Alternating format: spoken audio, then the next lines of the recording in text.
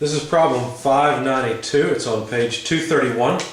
An air conditioning system is used to maintain a house at 22 degrees Celsius when the temperature outside is 33 degrees Celsius. The house is gaining heat through the walls and the windows at a rate of 600 kilojoules per minute, and the heat generation rate within the house from people, lights, and appliances amounts to 120 kilojoules per minute. Determine the minimum power input required for this air conditioning system. Now, anytime you hear the word in these problems, minimum or maximum, typically you'll hear minimum in the context of heat pumps and refrigerators. You'll hear maximum in the context of heat engines. The reason for that is they're asking you to compare or to compute the best that could ever hope to be done based on thermodynamics in these situations. So let's sketch the system to begin with and really wrap our heads around what's going on with this house. Let me expand the house just a bit so I have some room to write in it. I guess we made it into a ranch.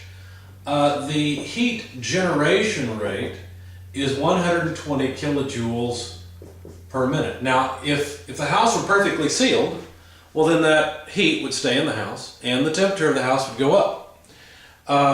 But since we have an air conditioner pulling heat out, well, then we're trying to simply maintain the temperature in the house constant. Now, where does all of the thermal energy go that's in the house? Well, the heat pump, or excuse me, the air conditioner pulls it out and puts it into the air outside of the house at 33 degrees Celsius. Now, the temperature of the house is 22 degrees Celsius, but also, of course, no house is perfectly insulated, so there is a heat gain rate of 600 kilojoules per minute, just from the fact that the house is not perfectly insulated. Now, we're supposed to find the minimum amount of work required to move this 600 plus 120, that's 720 kilojoules per minute of thermal energy, to the outdoors. Now, notice what we're doing is we're pumping thermal energy up from a quality of 22 to a quality of 33.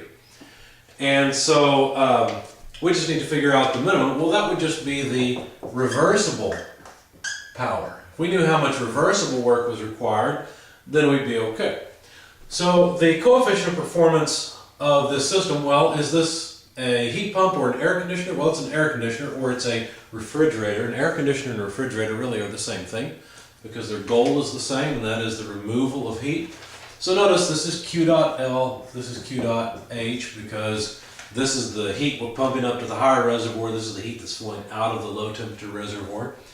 And so, well, that's pretty much it, right? Now, Q dot L would be the sum of the generation rate and the gain rate. So that's 720 kilojoules per minute that must be pumped out of this house.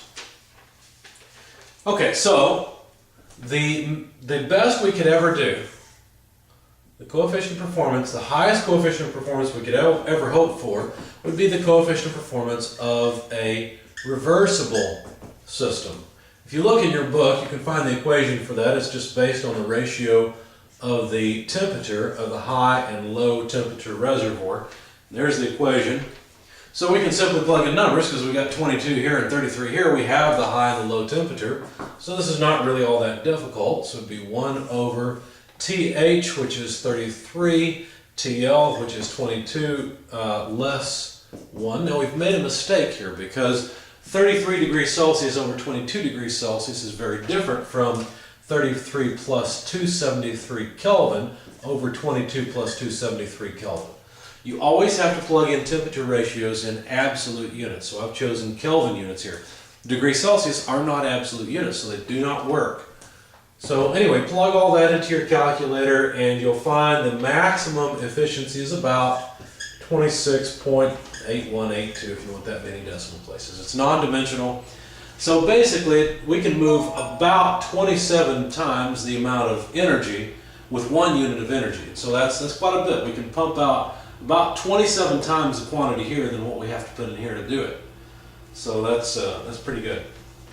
At least that would be pretty good. Of course, reaching that is practically impossible. Anyway, so finding the reversible work required would be this minimum based on this reversible coefficient of performance. Let's do it this way. The coefficient of performance is always desired output, which for a refrigerator or an air conditioner is always Q.L, the heat flow from the cold space, divided by the required input, which is the power input to the refrigerator. So rearranging this, let me pull the equation over here and rearrange it. The power requirement would just be the heat flow rate out of the low temperature reservoir divided by the coefficient of performance of the refrigerator. Now in our case, we're asking for the minimum work, so we want the maximum coefficient of performance, which is what we've calculated.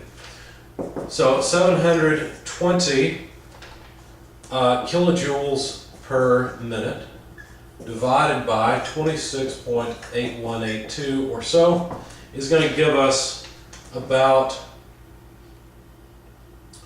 26.85 kilojoules per minute. So that's the rate at which we have to put work into the refrigerator to pump about 27 times this amount, the 720, out of the house in the form of thermal energy. So now the units, kilojoules per minute, are not units we would normally use for electrical power, which is probably what this is. What we would do instead is convert to kilowatts. So to do that, we just need to multiply a conversion factor, 1 minute per 60 seconds. The minutes go away, we got kilojoules per second, which is kilowatts, and that number comes out to 0.447 or so kilowatts. And there's the answer to our problem.